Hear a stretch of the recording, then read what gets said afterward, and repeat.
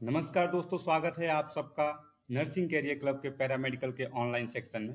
दोस्तों, हम इस सेक्शन में डिप्लोमा इन ऑपरेशन थिएटर के first year course obstetric and gynaecology के बारे में पढ़ेंगे। दोस्तों, आप सबका ज़्यादा समय ना लेते हुए मैं अपने कोर्स को शुरू करता हूं। दोस्तों, आज का हमारा 7वां चैप्टर है birth control method and contraceptive method. हम इस चैप्टर के अंदर निम्नलिखित पॉइंट्स को कवर करेंगे: परिचय, गर्भ निरोधक के तरीके, स्पेसिंग विधि, गैर हार्मोनल विधि, गर्भ निरोधक उपकरण, हार्मोनल विधि, टर्मिनल विधि।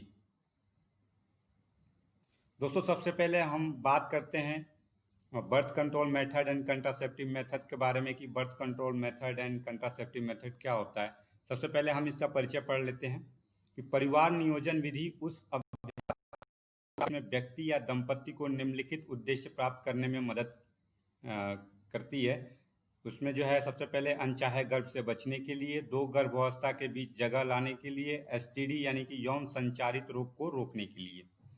विश्व स्वास्थ्य संगठन के अनुसार महिलाओं के लिए उपलब्ध कुछ परिवार नियोजन के तरीके में मौखिक गर्भ निरोधक, प्रत्यारोपण, इंजेक्शन, अंतर्गर्भाशयी उपकरण और महिला कंडोम शामिल होते हैं। एक पारंपरिक परिवार नियोजन में विधि कैलेंडर या रिदम विधि शामिल होती है। दोस्तों, अब हम बात करेंगे गर्भ निरोधक और जन्म नियंत्रण के तरीके के बारे में। तो इसके दो तरीके हैं, एक तो है स्पेसिंग मेथड, दूसरा है टर्मिनल मेथड। तो स्पेसिंग मेथड के अंतर्गत जो है नॉन हार्मोनल मेथड और नेचुरल, इसमें जो है नेचुरल बैरियर की अगर हम बात करें तो coitus interrupts, safe periods and others. अगर केमिकल बैरियर की अपन बात करें तो केमिकल बैरियर और फिजिकल बैरियर में, फिजिकल बैरियर में सबसे पहले कॉन्डोम्स, डायाफ्राम, इंट्रायूट्राइन डिवाइस में कॉपर टी और लाइपेज लूप। हार्मोनल मेथड में जो है oral pills and depot formation. अगर हम टर्मिनल मेथड की बात करें तो इसमें जो है वेसेक्टॉमी और ट्यूबेक्टॉमी आते हैं। दोस्तों, अब हम बात करते हैं स्पेसिंग मेथड की। तो स्पेसिंग मेथड यानी कि अस्थायी विधि, इस अस्थायी विधि के रूप, इसे जो है अस्थायी विधि के रूप में भी जाना जाता है। इसमें विभिन्न गर्भ निरोधक विधि उपलब्ध है जो गर्भावस्था में जब तक इस्तेमाल किया जाता है तब तक की रोकथाम में मदद होती है। यह विधि गर्भावस्था के समय स्पेस में अंतर और अवांछित बच्चों को रोकने में मदद करती है। इस विधि को 3 प्रकारों में विभाजित किया गया है। पहला तो है नॉन हार्मोनल, दूसरा है इंट्रायूट्राइन और तीसरा है हार्मोनल। सबसे पहले हम बात करते हैं नॉन हार्मोनल मेथड की। तो नॉन हार्मोनल मेथड में जो है इन्हें 3 प्रकार से विभाजित किया गया है: नेचुरल बैरियर मेथड और केमिकल बैरियर मेथड और फिजिकल बैरियर मेथड। तो सबसे पहले हम बात करते हैं नेचुरल बैरियर मेथड की। तो इसमें किसी भी मानव निर्मित उपकरण को शामिल नहीं किया जाता है। यह विधि गर्भावस्था के समय उपयोगी होती है और इसमें शामिल हैं coitus interrupt, safe method, safe period, vaginal sponge और अदर्स। दोस्तों, अब हम नॉन हार्मोनल मेथड में ही जो है हम बात करते हैं क्वाइटस इंटरप्ट्स की। तो इसमें जो है इसे विथड्रॉल मेथड के रूप में भी जाना जाता है। इस विधि में लिंग को विथड्रॉल से पहले वेजाइना से वापस लिया जाता है। इस तरह से वीर्य को वेजाइना में प्रवेश से रोका जाता है, जिसके परिणाम स्वरूप गर्भधारण नहीं होता है, क्योंकि लिंग को वापस ले लिया जाता है और स्खलन वेजाइना से बाहर किया जाता है। इसे विथड्रॉन या क्वाइटस इंटरप्ट्स कहते हैं। इसका जो लाभ है, अगर हम एडवांटेज की बात करें तो इसकी कोई कीमत नहीं होती। इसके लिए किसी मानव निर्मित उपकरण की आवश्यकता नहीं होती। आत्मनियंत्रण और आत्म अनुशासन की आवश्यकता होती है इसमें, और यह प्रभावी हो सकता है। अगर हम इसकी डिसएडवांटेज की बात करें तो इसमें आत्मनियंत्रण की बहुत आवश्यकता होती है और लिंग को हटाने में थोड़ी देरी विफलता का कारण बन सकती है, क्योंकि यहाँ तक कि वीर्य की निकासी भी गर्भावस्था का कारण बन सकती है। अगर हम बात करें प्री एजुकेटरी फ्लूइड, जो गर्भाशय की कैविटी में रास्ता खोज लेता है, जिसके कारण गर्भावस्था के लिए प्राप्त शुक्राणु होते हैं। सेफ पीरियड की अगर हम बात करें तो यह विधि ओव्यूलेशन और मासिक धर्म की प्रक्रिया पर आधारित होती है, जो सुरक्षित अवधि का निर्धारण करने में मदद करती है जब सहवास किया जाता है। और असुरक्षित अवधि होती है तब सहवास गर्भावस्था से बचने के लिए किया जाता है। सामान्य मासिक धर्म चक्र में मासिक धर्म की शुरुआत से पहले दिन में 10वें दिन तक ओवम ओवरी से नहीं निकलता है। इस अवधि में मासिक धर्म से 3 से 4 दिन शामिल होते हैं जो 19वें दिन की अवधि में शुरू होने के 10वें दिन से सहवास के लिए सुरक्षित होते हैं। असुरक्षित अवधि होती है जहां मासिक धर्म शुरू होने के 13 से 14वें दिन के बीच ओवुलेशन होता है।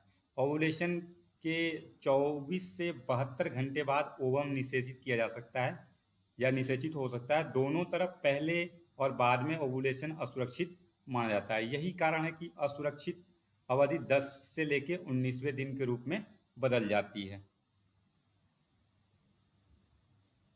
अगर हम अदर्स नॉन हार्मोनल मेथड में ही अगर हम अदर्स की बात करें तो लैक्टेशनल और एमिनोरिया, लंबे समय तक स्तनपान और एमिनोरिया गर्भावस्था की प्रकृति सुरक्षा है। यह उन महिलाओं में अधिक प्रभावी होता है जो मासिक धर्म कर रही हैं की तुलना में एमिनोरिया पर होती है। इसमें महिला को गर्भावस्था का खतरा होता है। जो पहले 6 महीनों में पूरी तरह से स्तनपान कराती हैं उनमें 2% से कम चांसेस होते हैं, इसका कम होता है। और टेम्परेचर रिदम की अगर हम बात करें तो यह विधि ओवुलेशन से जुड़े शारीरिक परिवर्तनों पर आधारित होती है और जो स्टेराइल पीरियड की पहचान करने में मदद करता है जो सहवास के लिए असुरक्षित अवधि होती है। बेसल शरीर का तापमान बीबीटी यानी कि 24 घंटे की अवधि में शरीर का सबसे कम तापमान होता है और यह ओवुलेशन के बाद थोड़ा बढ़ जाता है।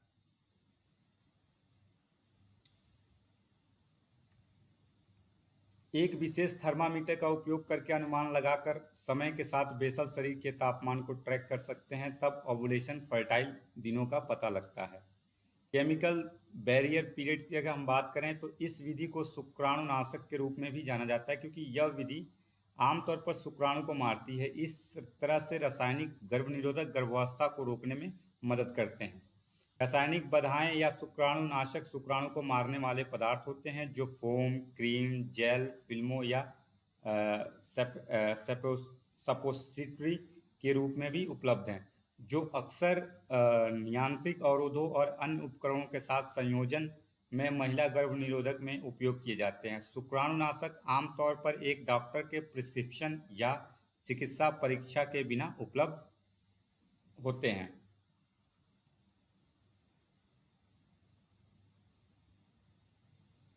अब हम बात करते हैं फिजिकल बैरियर मेथड की। तो शुक्राणु और अंडे की कोशिका के बीच एक शारीरिक अवरोध बनाकर गर्भ निरोधक के अवरोधक की तरह काम करते हैं ताकि निषेचन न हो सके। इस विधि में शामिल होते हैं कंडोम और डायाफ्राम। अगर हम बात करें कंडोम की तो सबसे पहले इसमें हम बात करते हैं पुरुष कंडोम की। तो कंडोम एक पतली सज्जित ट्यूब है जिसे पुरुष सेक्स के दौरान अपने लिंग के ऊपर पहनता है या महिला सेक्स से पहले अपने वेजाइना में डालती है। कंडोम गर्भधारण और एसटीडी को रोकता है।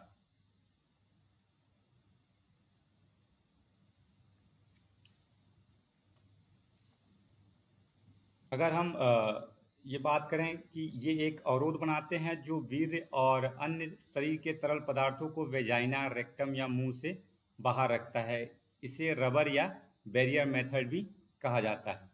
एक ही समय में पुरुष और महिला कंडोम का उपयोग नहीं कर सकते क्योंकि यह एक दूसरे से चिपक सकता है और इसे बाहर निकाल सकता है या इसे टीयर कर सकता है। यह विधि उन जोड़ों के लिए उपयुक्त है जो अपने परिवार को स्पेस देना चाहते हैं, जो मौखिक गर्भ निरोधक के उपयोग के लिए विपरीत संकेत देते हैं। उन लोगों के लिए भी उपयुक्त होते हैं जो इनफ्रीक्वेंट सेक्सुअल इंटरकोर्स करते हैं। अगर हम बात करें फीमेल कॉन्डोम की तो यह पॉलीवेटन द्वारा जो है बनाया गया एक पाउच होता है जो वेजाइना को और एक्सटर्नल जेनेटालिया को भी रेखाबद्ध करता है।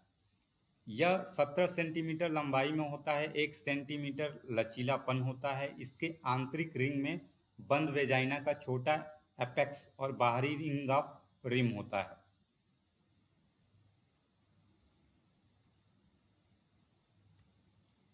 यह सेक्सुअली ट्रांसमिटेड डिजीज से सुरक्षा प्रदान करता है और यह महंगा होता है। अगर हम एडवांटेज की बात करें तो बिना विपरीत संकेत के यह सस्ता होता है। कोई विपरीत प्रभाव नहीं देता, डिस्पोजेबल का उपयोग करने के लिए सरल, देखभाल करना आसान है, एसटीडी के खिलाफ संरक्षण देता है, या उपयोगी है जिसका सहवास कार्य इनफ्रीक्वेंट और इरेगुलर होता है।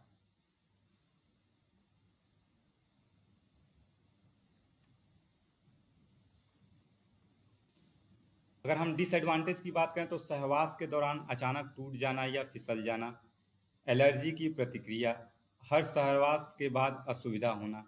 डायाफ्राम, अगर हम डायाफ्राम की बात करें तो यह एक इंटरवेजाइनल डिवाइस है जो लचीली धातु या मार्जिन पर स्प्रिंग के साथ लेटेक्स से बना होता है। इसका व्यास 5 से 10 सेंटीमीटर भिन्न होता है। डिवाइस की साइट को मापने के लिए चिकित्सा कर्मियों की आवश्यकता होती है। मिडिल फिंगर के टिप की जगह के बीच की दूरी पोस्टीरियर फॉर्निक्स और सिम्फाइसिस प्यूबिस के नीचे कवर बिंदु पर अनुमानित किया जाता है। यह प्रभावी रूप से अकेले शुक्राणु को डिवाइस के मार्जिन को भेजने से नहीं रोक सकता। डिवाइस को इंटरकोर्स से 3 घंटे पहले इंट्रोड्यूस किया जाता है और अंतिम सहवास अधिनियम के बाद कम से कम 6 घंटे तक कैप किया जाता है। आइए दोस्तों, हम इसी से जुड़ा एक प्रश्न कर लेते हैं कि निम्नलिखित में से किसे सामान्यतः निकासी विधि कहा जाता है, यानी कि which of the following is commonly called as a withdrawal method. आपके ऑप्शन है lactational amenorrhoea, option B coitus interruptus, option C periodic abstinence और ऑप्शन डी रिदम मेथड। दोस्तों इसका सही आंसर है ऑप्शन बी क्वाइटस इंटरप्ट्स। दोस्तों अब हम बात करते हैं इंट्रायूट्राइन डिवाइस की, तो यानी कि अंतर्गर्भाशयी डिवाइस। यह वह उपकरण है जिसका उपयोग पूरी दुनिया में किया जाता है।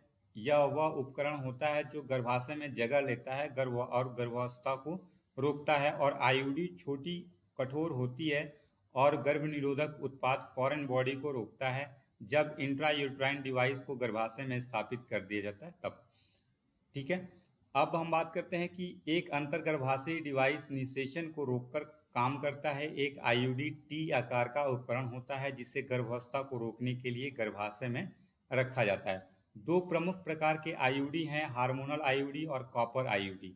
हार्मोनल आईयूडी मुख्य रूप से गर्भाशय में एक हार्मोन रिलीज करते हैं और शुक्राणु को अंडे तक पहुंचने से रोकने में मदद करते हैं।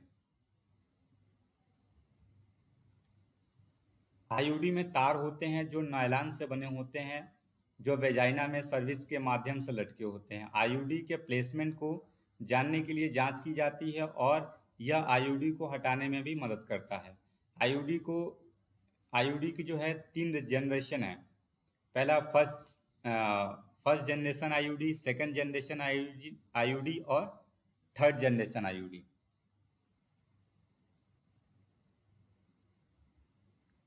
अगर हम बात करें फर्स्ट जनरेशन आईयूडी की, तो यह आईयूडी पॉलीइथाइलिन से बना होता है और यह कोई दवा नहीं होती। यह विभिन्न साइज और शेप में उपलब्ध होते हैं, जैसे क्वाइल्स, स्पाइरल, लूप, जिसमें लाइपेज लूप भी शामिल है। अगर हम लाइपेज लूप की बात करें तो यह नॉन मेडिकेटेड इंट्रायूट्राइन डिवाइस है। लाइपेज लूप सबसे लोकप्रिय और आमतौर पर विकसित देशों में उपयोग किया जाने वाला उपकरण है। लिपेज को संयुक्त राज्य अमेरिका में डॉक्टर द्वारा 1962 में प्राप्त किया गया था। यह पॉलीइथाइलिन से बना होता है और इसमें बेरियम सल्फेट होता है, जिससे इसका स्थिर होना संभव हो जाता है, जिसे एक्सरे की आवश्यकता होती है। लूप डबल एस के आकार के होता है और इसमें नायलॉन के धागों से बनी एक टेल होती है।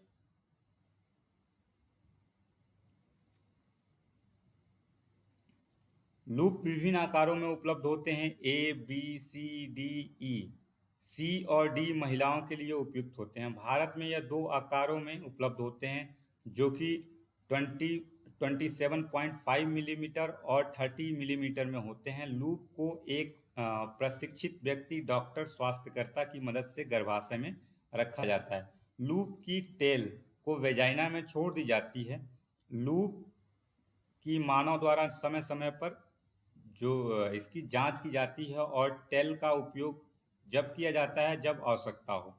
जब तक कोई गंभीर समस्या ना हो तब तक लूप को गर्भाशय में ही महसूस किया जा सकता है। ज़्यादातर मामलों में कोई गर्भावस्था नहीं होती, लूप को गर्भाशय में रखा जाता है।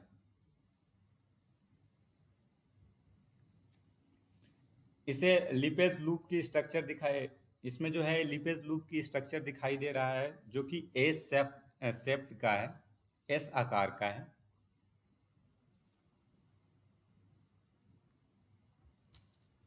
अगर हम दूसरी पीढ़ी की आईयूडी यानी कि सेकेंड जनरेशन आईयूडी की बात करें तो यह 1970 में प्राप्त हुआ। यह पॉलीइथिलीन से बना है, लेकिन इसमें तांबा मिलाया जाता है।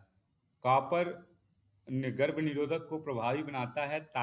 तांबे के उपकरणों की विविधता विकसित की गई है। इसमें शामिल है कॉपर T200, कॉपर टी उपकरणों के वेरिएंट और जो है मल्टी लोड डिवाइस।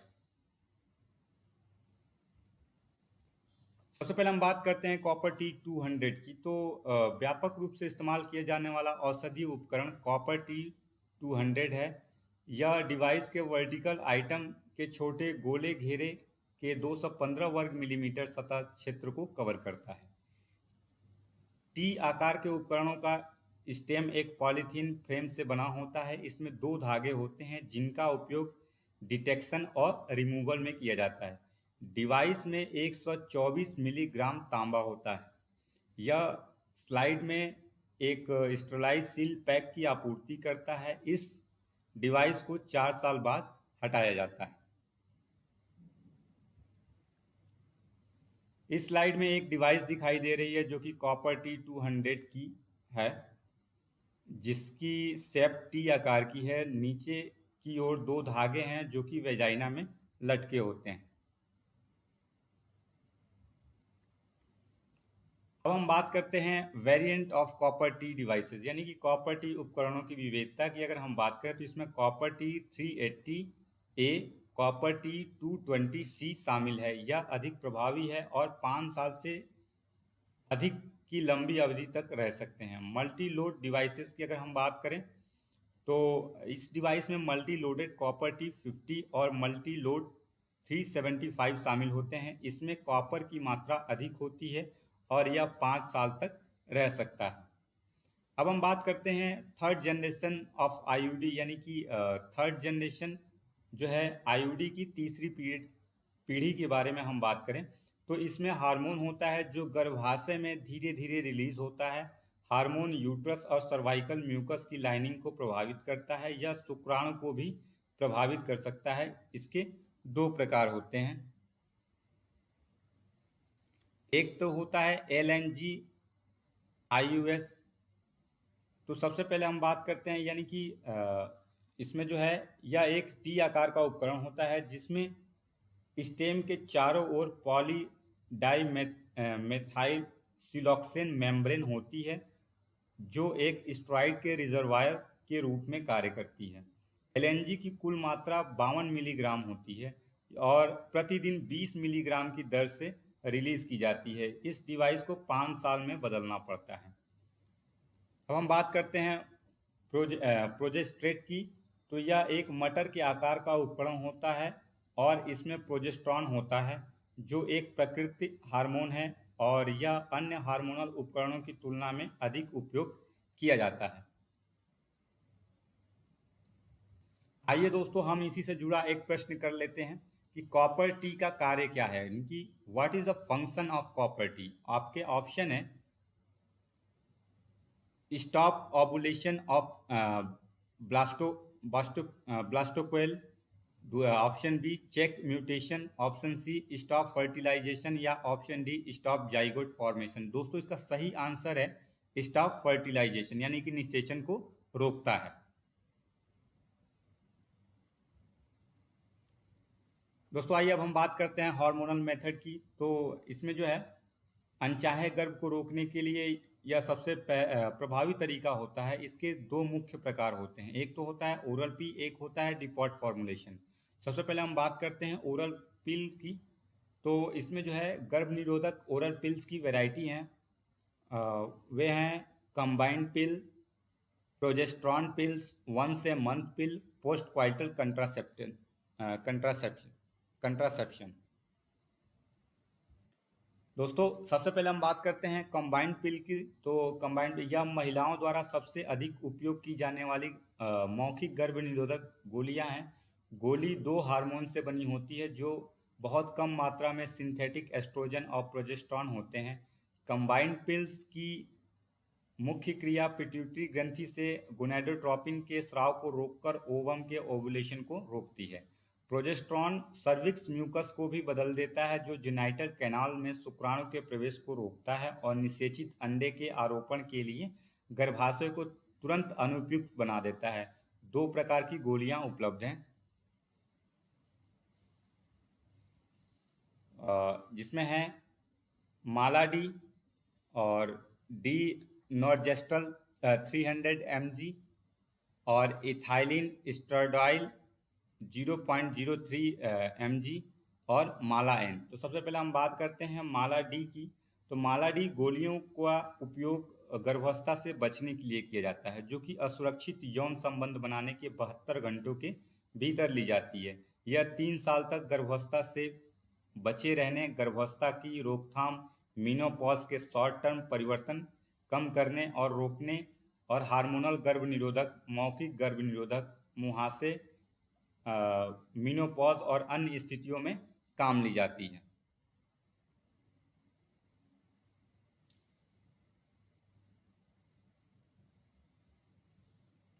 इस स्लाइड में माला डी की गोलियों को दिखाया गया है। आप इस स्लाइड में माला डी की गोलियों को देख सकते हैं।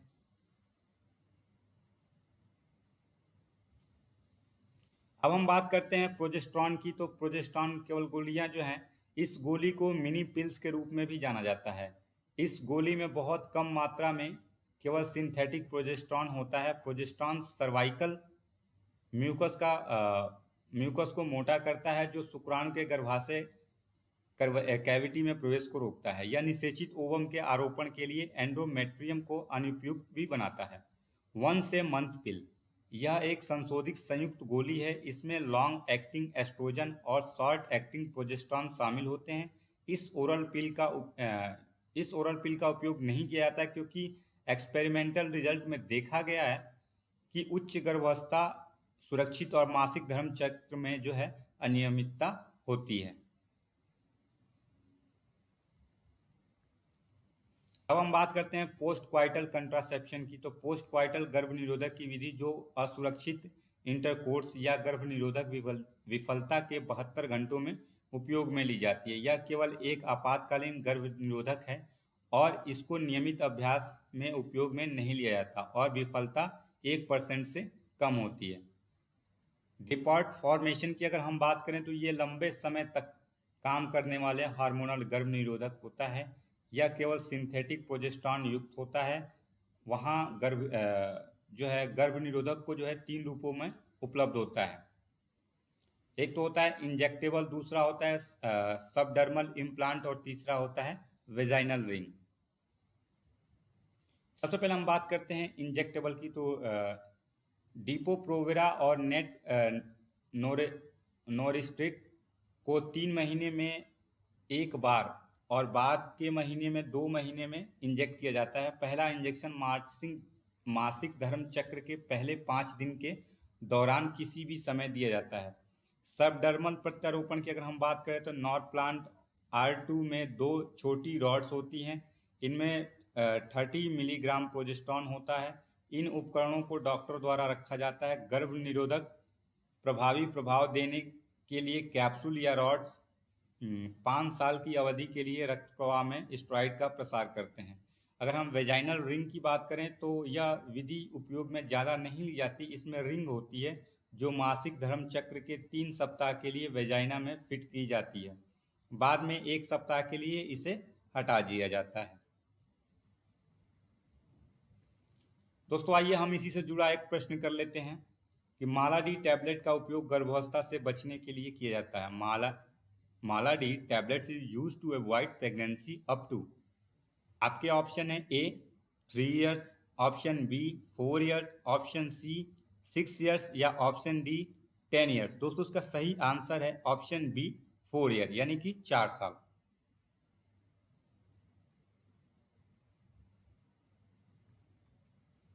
दोस्तों अब हम बात करते हैं टर्मिनल मेथड यानी कि परमानेंट मेथड की। जो अगर हम बात करें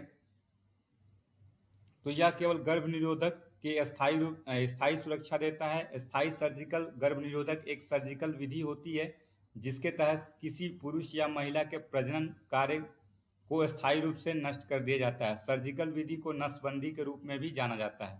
पुरुष पर की जाने वाली सर्जरी पुरुष वैसेक्टॉमी होती है और महिलाओं में ट्यूबेक्टॉमी होती है। दोस्तों हम सबसे पहले बात करते हैं वैसेक्टॉमी की। तो एक पुरुष नसबंदी एक छोटा सा ऑपरेशन है जो गर्भावस्था को रोकने के लिए एक आदमी में होता है। जब स्खलन करते हैं तो शुक्राणु को वीर्य में जाने से रोकता है। महिला में कोई शुक्राणु नहीं होने के कारण वह गर्भवती नहीं होती है। दोस्तों अगर हम इसकी लाभ की बात करें यानी कि एडवांटेजेस की, तो एडवांटेज में जो है ऑपरेशन सिंपल और माइनर होता है, अनचाहे गर्भ के खिलाफ स्थायी सुरक्षा देता है, इसका जो है कोई दुष्प्रभाव नहीं होता। अब हम बात करते हैं ट्यूबेक्टॉमी की। तो ट्यूबल नसबंदी गर्भ निरोधक का एक स्थायी तरीका है जहां फैलोपियन ट्यूब को अवरुद्ध कर दिया जाता है ताकि ओवम से अंडाशय या अंडों को गर्भाशय में जाने से रोका जा सके। दोस्तों कैसा लगा हमारा वीडियो हमें कमेंट बॉक्स में लिखकर जरूर बताएं। और हाँ दोस्तों, अगर अभी तक हमारे चैनल को सब्सक्राइब नहीं किया है तो हमारे चैनल को जरूर सब्सक्राइब करें। और हाँ, लाइक, सब्सक्राइब और शेयर करना ना भूलें। हम फिर मिलेंगे एक नए वीडियो के साथ। तब तक के लिए नमस्कार, धन्यवाद।